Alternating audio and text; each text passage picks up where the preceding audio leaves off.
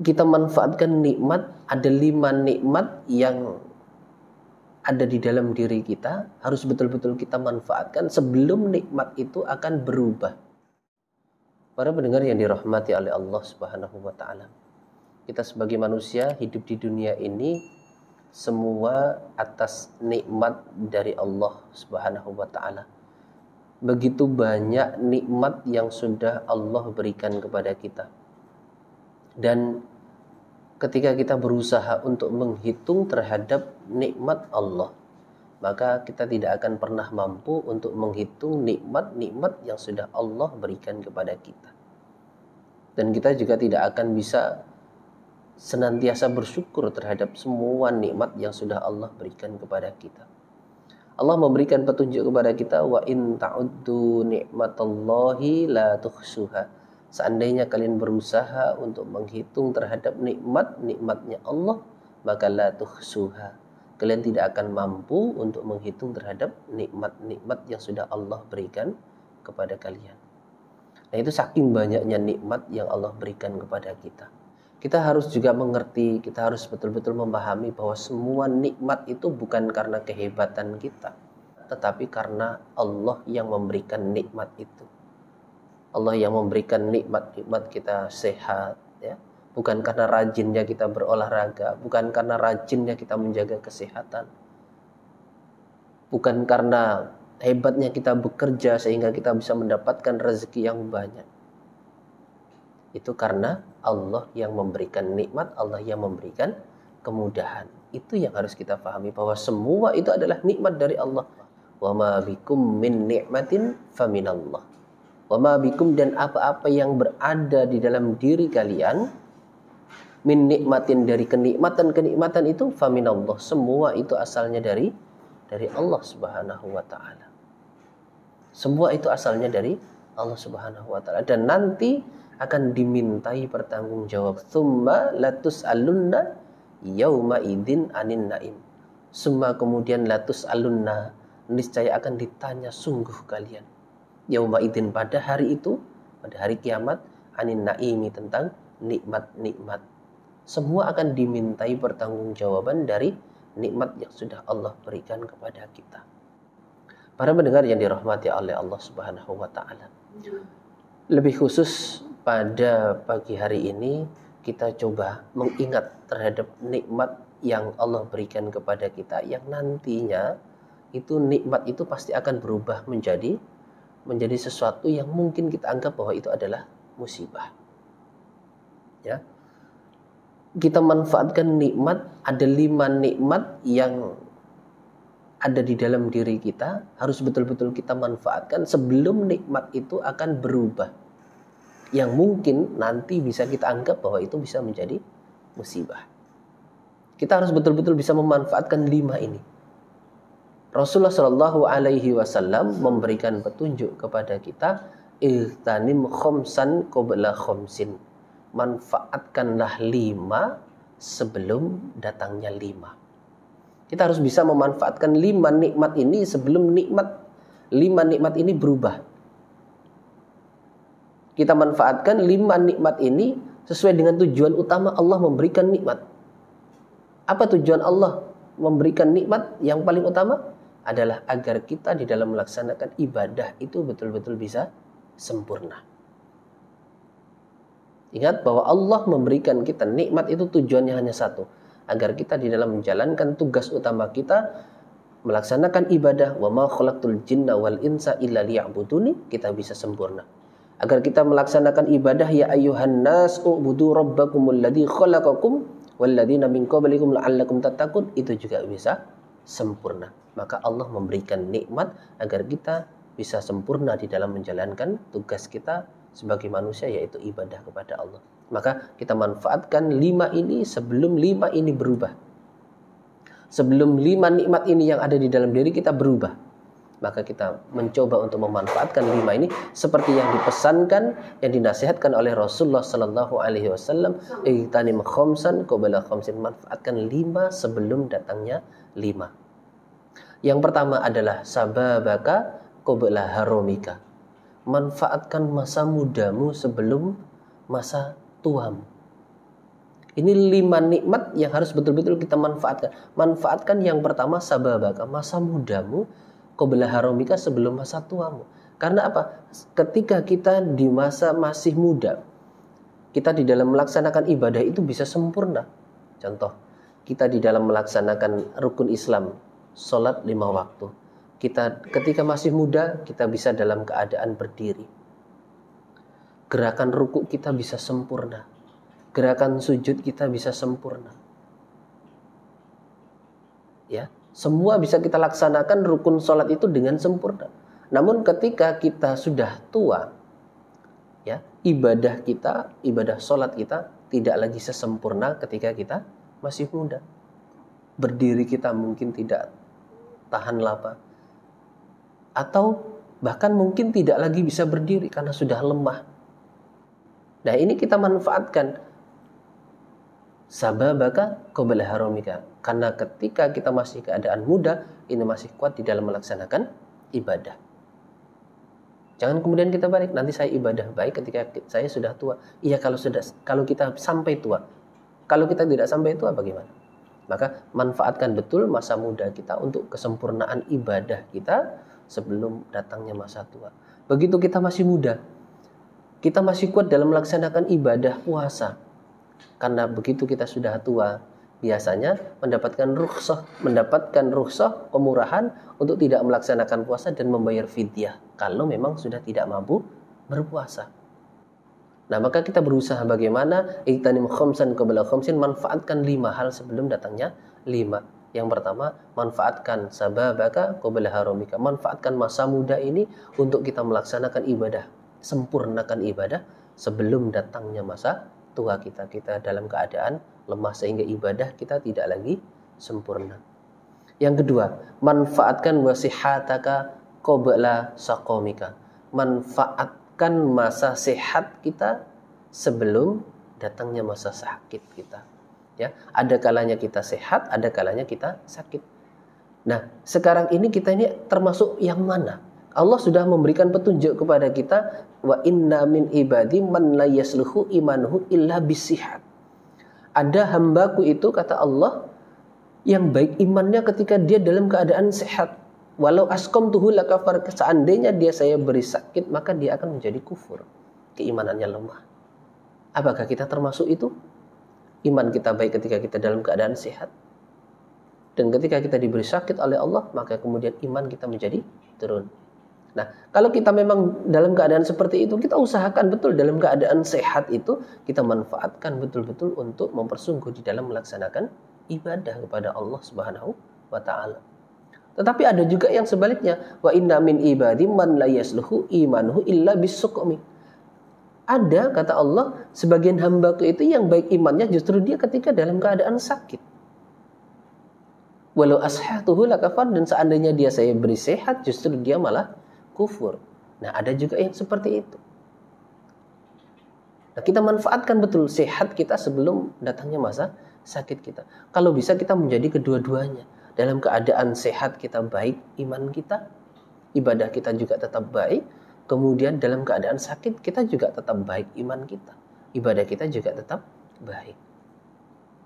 Ini yang terbaik. Jangan kemudian kita hanya memilih ketika sehat saja, ketika sehat kita baik iman kita, baik ibadah kita, kemudian ketika sakit sebaliknya tidak. Atau sebaliknya, ketika dalam keadaan sakit kita baik iman kita, dalam keadaan sehat justru kita menjadi kufur, menjadi tidak baik keimanan kita, tidak baik ibadah kita.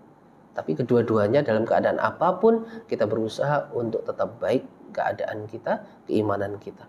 Nah, ini kita manfaatkan betul. Sehataka qabla saqamika. Manfaatkan sehat sebelum datangnya sakit. Karena dalam keadaan sehat ini kita biasanya dalam melaksanakan ibadah bisa sempurna.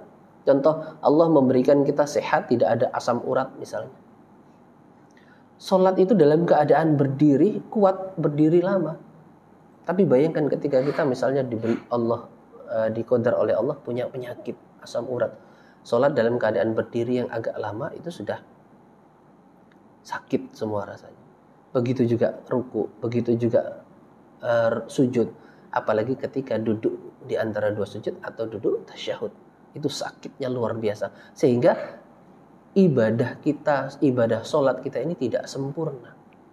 Contoh lagi, kita melaksanakan ibadah puasa. Ketika Allah memberikan sakit kepada kita, sakit lambung misalnya. Sakit lambung yang sudah kronis, sakit mah, asam lambung dan lain sebagainya. Kita tidak akan bisa melaksanakan puasa dengan sempurna. Nah, maka ketika kita dalam keadaan sehat itu, kita manfaatkan sehat ini, kita manfaatkan untuk kesempurnaan ibadah. Ibadah apa saja?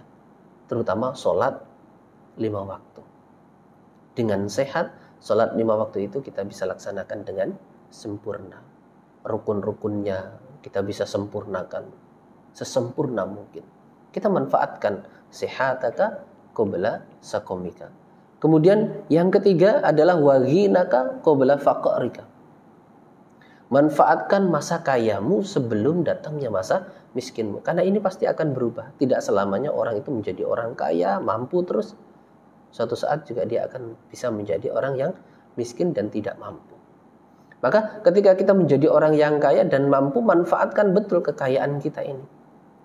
Ingat bahwa nanti di akhirat itu kekayaan ini akan ditanya oleh Allah. Ya. Ditanya, dimintai pertanggungjawaban oleh Allah Subhanahu wa taala dengan 2 pertanyaan. Harta kita, kekayaan kita akan dimintai pertanggungjawaban oleh Allah.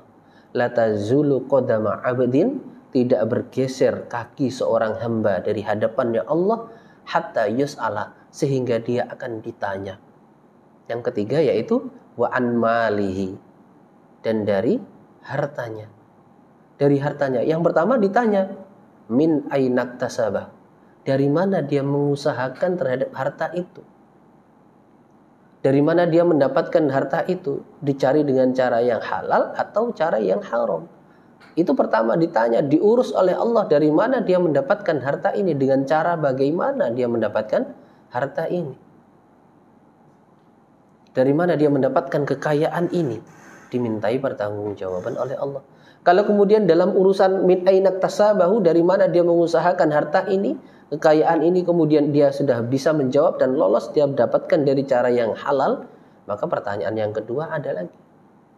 Wa mimma anfaqahu, dan kemana dia membelanjakan, menginfakkan kepada harta itu.